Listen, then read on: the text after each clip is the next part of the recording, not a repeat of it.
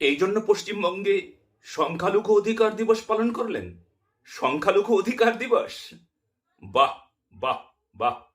আজকে পশ্চিমবঙ্গের রাস্তায় হিন্দুদের বিরুদ্ধে স্লোগান দিচ্ছে, হিন্দু হাটাও বলছে, আর আমরা সবাই চুপ, প্রশাসন চুপ, রাজশক্তি মদত দিচ্ছে, হিন্দু হাটাও বলছে, প্রকাশ্যে বলছে।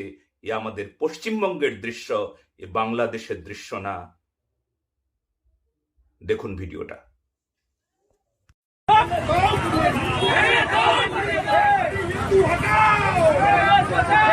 হিন্দু হটাও!